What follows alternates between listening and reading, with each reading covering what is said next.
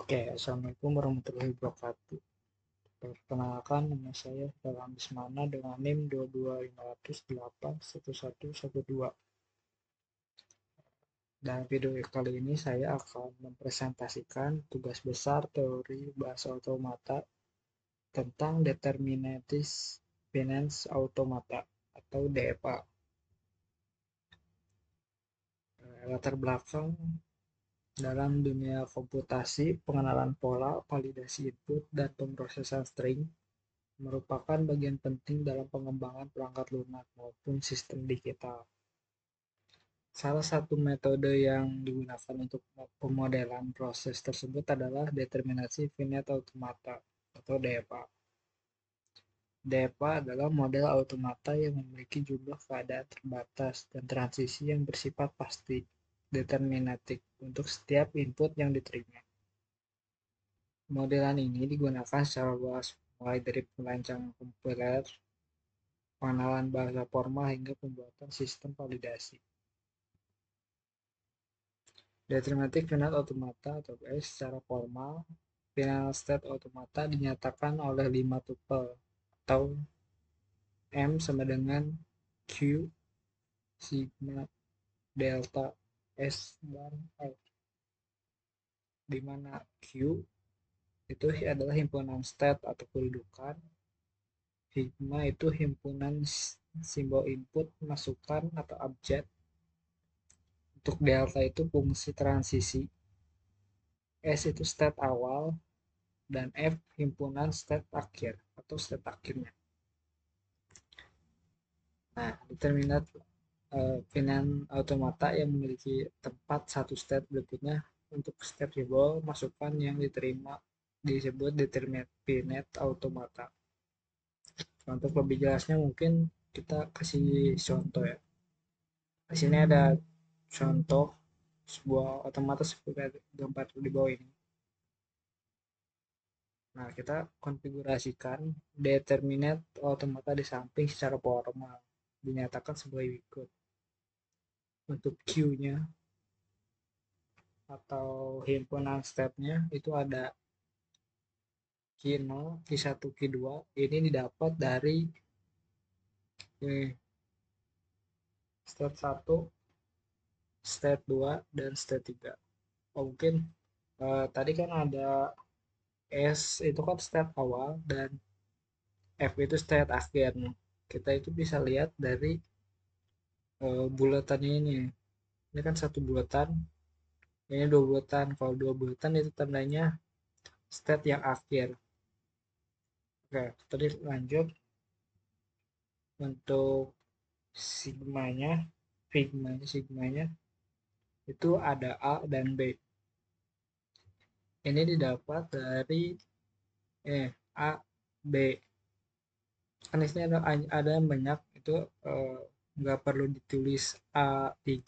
Kan ada 1, 2, 3, tidak perlu ditulis A3. Cukup perwakilan saja. Nah, selanjutnya untuk delta-nya itu adalah Q0.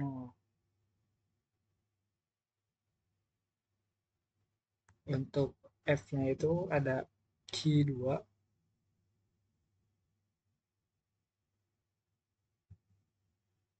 Oke, selanjutnya untuk tadi ya, S-nya Q0 dan F-nya itu Q2. Gampang. Selanjutnya itu ada fungsi transisi, ada yang ada sebagai berikut. Oke, untuk fungsi transisinya itu ada Q0, ini A, maksudnya tuh Q0, ini A kan, di sini looping dan menghasilkan Q0. Oke, selanjutnya Q0 ini ke B. Nah, ini ke sini kan, berarti jadi hasilnya tuh A, Q1 maksudnya. Oke, lanjut Q1 kita transisi kan A menjadi Q1 lagi. Selanjutnya Q1 ke B. Nah, itu hasilnya akan menjadi Q2. Oke, gampang untuk fungsi transisi mungkin sebagai berikut. Nah, untuk Q2 ke A menjadi Q1. Oke, selanjutnya kita masuk ke sajian tabelnya, atau biasanya fungsi-fungsi transisi ini kita sajikan dalam sebuah tabel transisi. Tabel transisi itu menunjukkan state-state berikutnya untuk kombinasi state-state dan input.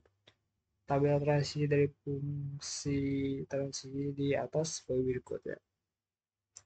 Kita buat tabel dulu seperti biasa. Ini sama aja sih sebenarnya.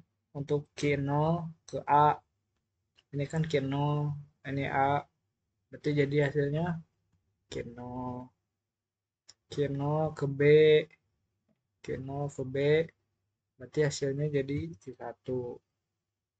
Terusnya ini Q1, ini kan A nih, Q1 ke A, looping jadi Q1 lagi. Untuk Q1 ke B, itu hasilnya jadi Q2. Untuk Q2 ke A, Q2 ke A itu menjadi Q1. Selanjutnya Q2 ke B, hasilnya menjadi Q2, Q2 B. Oke, mungkin sekian presentasi dari saya. Mohon maaf bila ada kata-kata yang salah. Saya tutup. Assalamualaikum warahmatullahi wabarakatuh. Oke.